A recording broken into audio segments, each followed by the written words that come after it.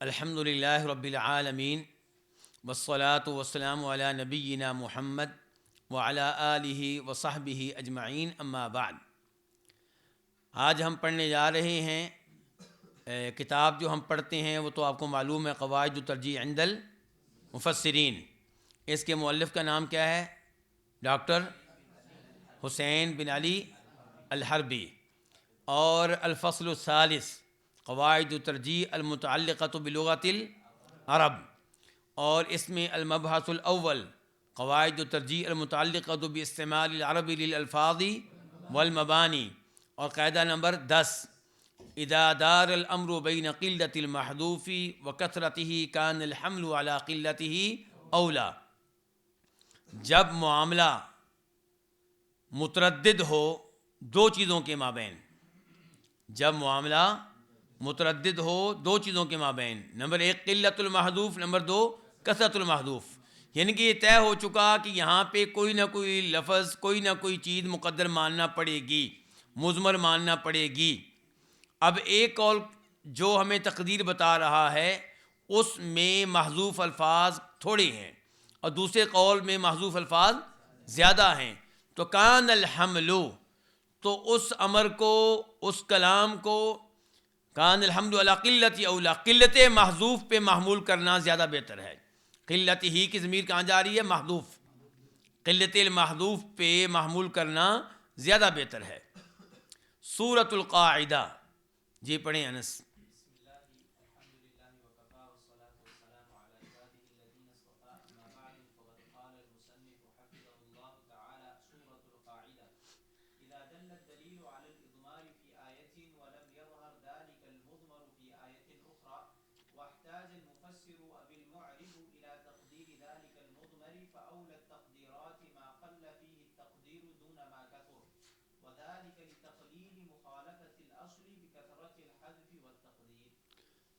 اذا دل الدلیل، جب دلیل دلالت کرے علی الاضماری، اضمار کے ہونے پہ، فی آیت، کسی آیت میں، یہ کہ دلائل یہ بتا رہے ہیں کہ یہاں پہ کوئی نہ کوئی چیز مضمر ہے، کوئی نہ کوئی چیز یہاں پہ مقدر ہے، کوئی نہ کوئی چیز یہاں پہ محذوف ہے۔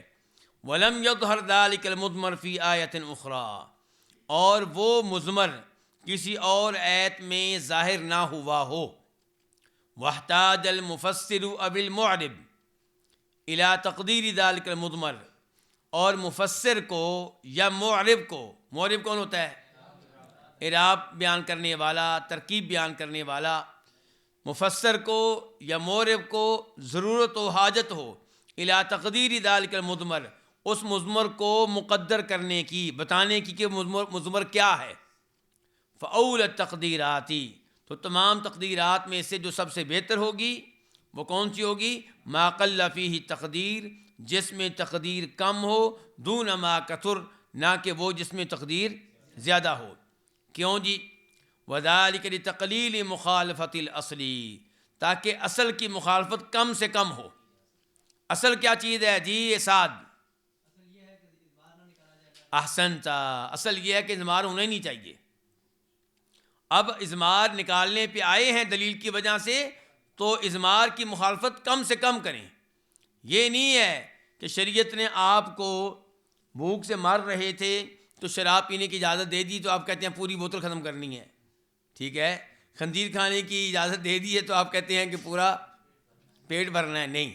اصل کی مخالفت اتنی کریں جتنی سے کام چل جائے، بس زیادہ نہیں۔ کہتے ہیں وذالک لتقلیل مخالفت الاصلی بکثرت الحذف والتقدیر، یہ اصل کی مخالفت کو کم سے کم کرنے کے لیے، وہ مخالفت کیسے ہوتی ہے؟ جو کثرت حذف اور تقدیر کے ساتھ، اس کو کم سے کم کر کے۔ ہاں جی پڑھیں جاگے۔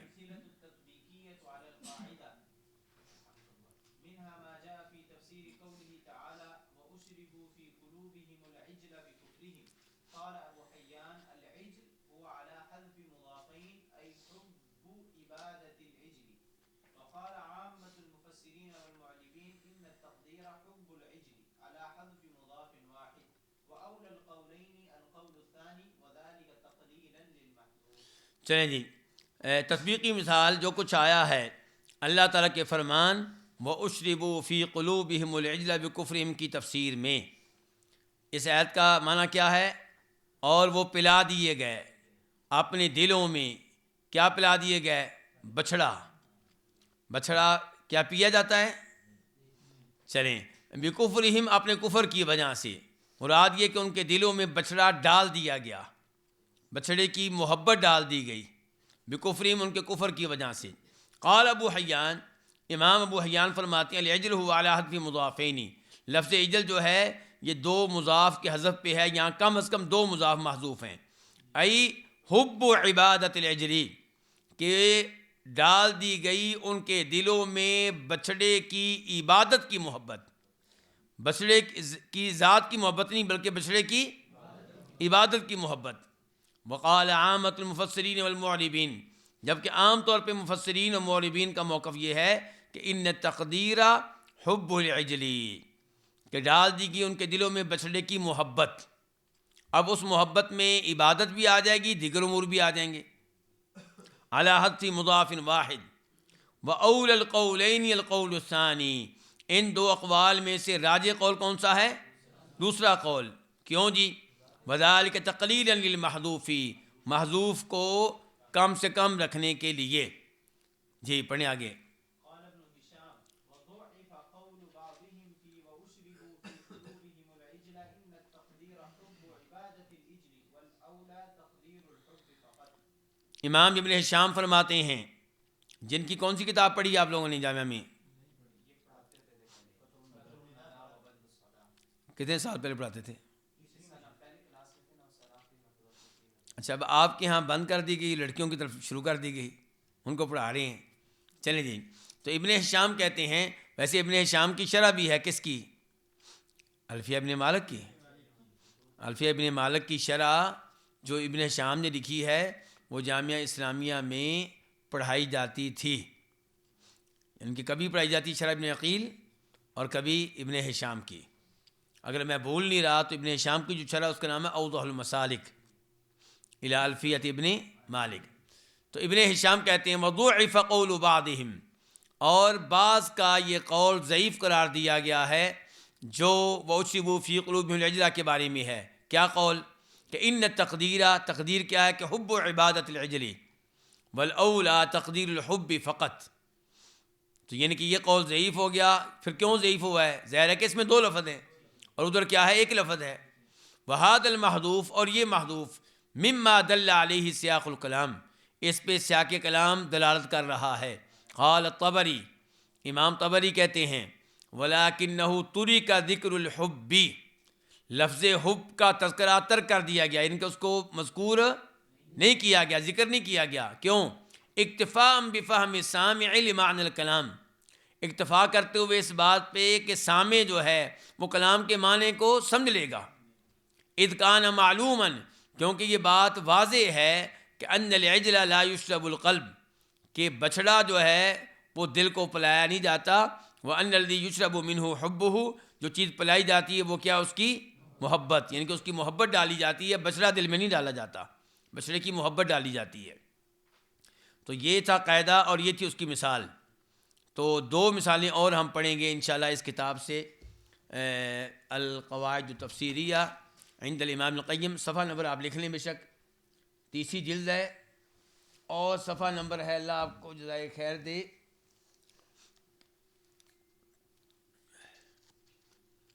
339، تیسری جلد صفحہ نمبر 339، 339۔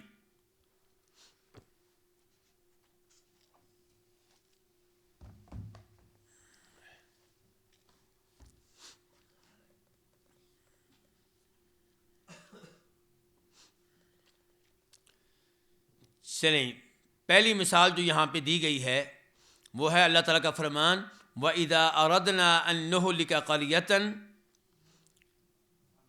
أَمَرْنَا مُتْرَفِيهَا فَفَسَقُوا فِيهَا، جب ہم چاہتے ہیں کہ کسی بستی کو ہلاک کریں تو ہم کیا کرتے ہیں؟ ہم حکم دیتے ہیں مترفیہا، اس بستی کے خوشحال لوگوں کو، مالدار لوگوں کو، فَفَسَقُوا فِيهَا، تو وہ اس بستی میں کیا کرتے ہیں؟ فسق و فجور کرتے ہیں۔ فحق علیہ القول، تو پھر اللہ کا عذاب ثابت ہو جاتا ہے، فدمرناہا تدمیرا، تو ہم اس کو اچھی طرح تباہ و برباد کر کے رکھ دیتے ہیں۔ سمجھے علماء کرام؟ اختلف العلماء فی تحدید المأمور به فی هذه الآیۃ علی قولین مشہورین۔ علماء کرام کا اختلاف ہے المأمور به کی تحدید کے بارے میں کہ ہم کیا حکم دیتے ہیں۔ اللہ نے کہا کہ جب ہم چاہتے ہیں کسی بستی کو لا کریں تو امرنا، ہم حکم دیتے ہیں، مترفیہ اس بستی کے خوشحال لوگوں کو کیا حکم دیتے ہیں یہ نہیں بتایا۔ سمجھے علماء کرام؟ تو یہ المأمور به کیا چیز ہے؟ تو اس بارے میں علماء کرام کے دو مشہور قول ہیں۔ القول الاول انہ الفسق، پہلا قول یہ ہے کہ ہم گناہ کا حکم دیتے ہیں، امرنا بالفسق، ہم گناہ کا حکم دیتے ہیں۔ والمعنی امرنا مترفیہا بالفسق امرا کونیا قدریا، ہم گناہ کا حکم دیتے ہیں اور یہ ہمارا امر کون سا ہوتا ہے؟ کونی، قدری۔ دیکھیں ہم جو گناہ کرتے ہیں کیا یہ اللہ کی مشیت کے بغیر ہوتے ہیں؟ وما تشاءون الا ان یشاء اللہ، تو اللہ کی مشیت ہوتی ہے پھر ہی ہم گناہ کر پاتے ہیں، ورنہ اللہ کی مشیت کو دھکیل کر پیچھے کر کے ہم گناہ کر لیں ایسا ممکن ہی نہیں ہے۔ تو یہ جو اللہ کی مشیت ہے کیا ہو گیا؟ اللہ کا امر کونی قدری۔ سمجھے علماء کرام؟ یہ کیا ہو گیا؟ اللہ کا امر کونی قدری، یہ ہو گیا کن۔ اچھا، وَإِلَيْهِ ذَهَبَ شیخ الاسلام ابن تیمیہ، یہ موقف ہے امام تیمیہ کا، وتلمیذہ الامام ابن القیم والعلامہ عبد الرحمن ابن ناصر السعدی۔ ٹھیک ہو گیا؟ ابن تیمیہ کا قول آپ کو ملے گا الجواب الصحیح میں، الجواب الصحیح لمن بدل دین المسیح، عیسائیوں کے رد میں، اور ابن القیم کا آپ کو ملے گا شفاء العلیل۔ شفاء العلیل کس موضوع پہ ہے؟ تقدیر کے موضوع پہ۔ اور علامہ عبد الرحمن بن ناصر سعدی کا قول ملے گا آپ کو تیسیر الکریم الرحمن میں، تفسیر سعدی میں۔ والقول الثانی، دوسرا قول، انہ الطاعہ، جس چیز کا اللہ حکم دیتے ہیں وہ کیا ہے؟ اطاعت، نیکی کا ہم حکم دیتے ہیں۔ اللہ تعالیٰ کہتے ہیں ہم ان کو نیکیوں کا حکم دیتے ہیں، وہ ہماری بات نہیں مانتے تو ہم عذاب بھیج دیتے ہیں۔ والمعنی، تو پھر معنی کیا ہوگا؟ امرناہم بالطاعۃ فخالفونا وفسقوا،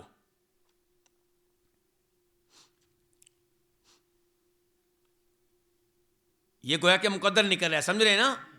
اوپر مقدر کیا نکلا تھا؟ امرنا مترفیہا بالفسق، بس بالفسق۔ اب کیا نکلا ہے؟ امرناہم بالطاعۃ فخالفونا وفسقوا۔ والامر بناء على هذا القول يكون دینیا شرعیا وهو قول اکثر العلماء، اور یہ اکثر علماء کرام کا قول ہے۔ آپ دیکھ سکتے ہیں تفسیر طبری اور معانی القرآن المنسوب الی الزجاج، تفسیر قرطبی، فتح القدیر، اضواء البیان وغیرہ۔ وَكَانَ مِنَ الْأَسْبَابِ الَّتِي جَعَلَتِ الْإِمَامَ ابن القیم یرجح القول الاول، وہ اسباب جن کی وجہ سے امام القیم رحمہ اللہ پہلے قول کو راجح قرار دیتے ہیں، ان اسباب میں سے ایک سبب کیا ہے کہ ان هذا القول هو المناسب للقاعدہ التي تقتضی تقریر الاضمار مهما امکن، بخلاف القول الثانی فإنه يؤدي إلى تكثير الإضمار۔ قال رحمہ اللہ، امام صاحب فرماتے ہیں والقول الاول ارجح، پہلا قول راجح ہے لوجوہ، کئی اسباب کی وجہ سے، کئی وجوہات کی بنیاد پہ، احدھا، ان میں سے ایک، ان الاضمار علی خلاف الاصلی، اضمار خلاف اصل ہے، فلا یصار الیہ، تو اس کی طرف نہیں جایا جائے گا الا اذا لم یمکن تصحیح الکلام بدونہ۔ الثانی ان ذلک یستلزم اضمارین، دوسری وجہ کہ یہ جو ہے یہ لازم ہے دو اضمار کو، احدہما امرناہم بطاعتنا، ہم نے ان کو حکم دیا اپنی اطاعت کا. الثانی فخالفونا او عصونا ونحو ذلک. تو اس وجہ سے یہ شفاء العلیل سے کلام پیش کیا کس کا؟ امام القیم رحمہ اللہ کا. تو اس وجہ سے امام صاحب بالفسقی والے قول کو راجح قرار دیتے ہیں. وَإِذَا أَرَدْنَا أَن نُهْلِكَ قَرْيَةً أَمَرْنَا مُتْرَفِيهَا بِالْفِسْقِ. لیکن یہ امر کون سا ہوگا؟ کونی، قدری، شرعی نہیں. دوسری مثال لکھیں آگے.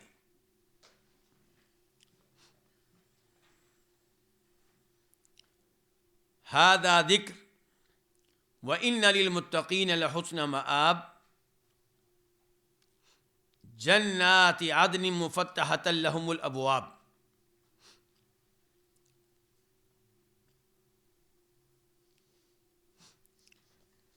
ذهب جمہور النحویین.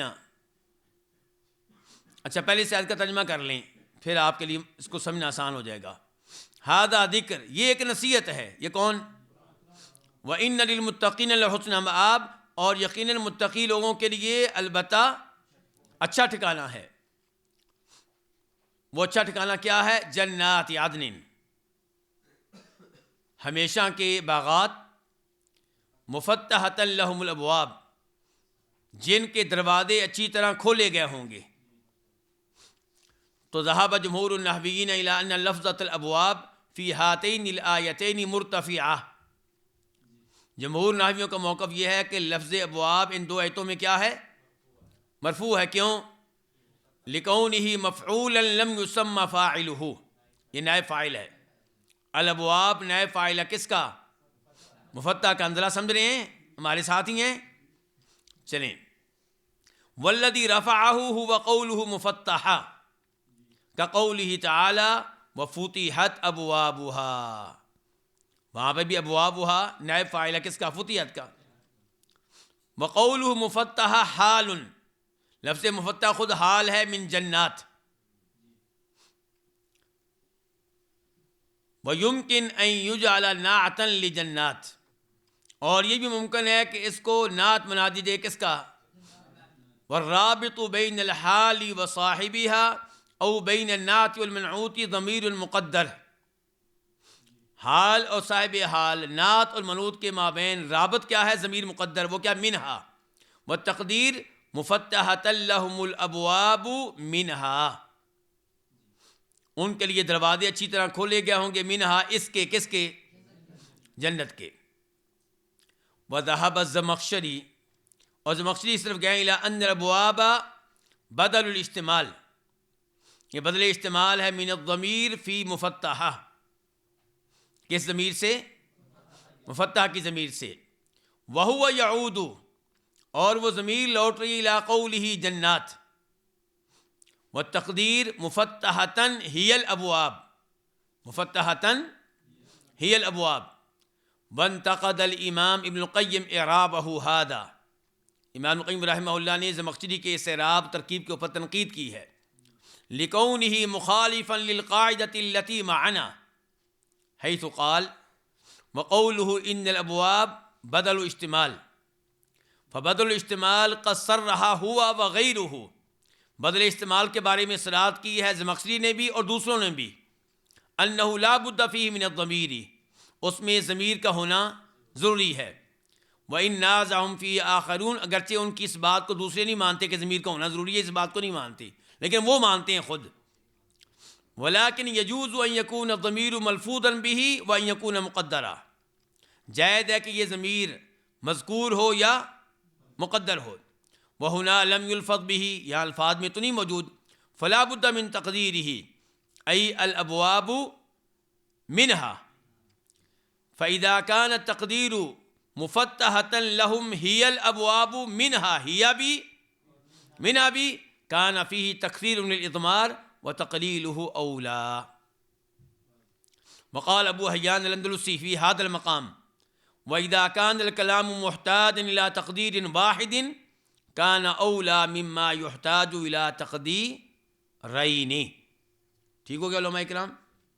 اب وہ مثال جو ہم نے کتاب میں سے پڑھی ہے اس کو بھی میں نے بھی ذکر کیا یہاں پہ، تو تھوڑا سا میں وہ بھی آپ کے سامنے رکھ دیتا ہوں.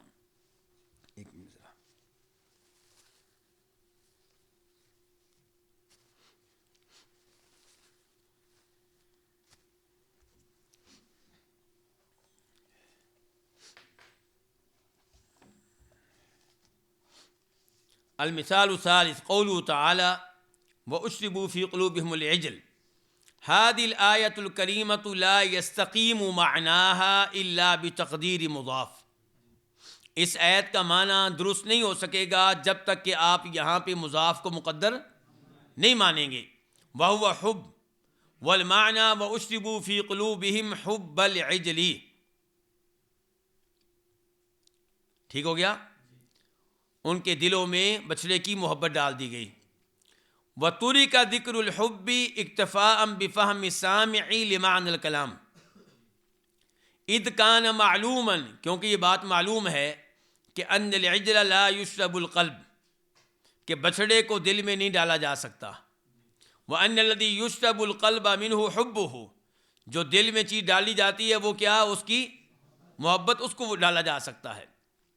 وَذَهَبَ بَعْضُ الْعُلَمَاءِ إِلَىٰ تَقْدِيرِ مُضَافَيْنِ، بعض علماء گئے ہیں اس جانب کہ یہاں پہ دو مضاف مقدر ہیں. وَمِنْهُمْ أبو حيان الأندلسي فقد قال تفسيرا لآية المثال العجل هو على حذف مضافين أي حب عبادة العجل.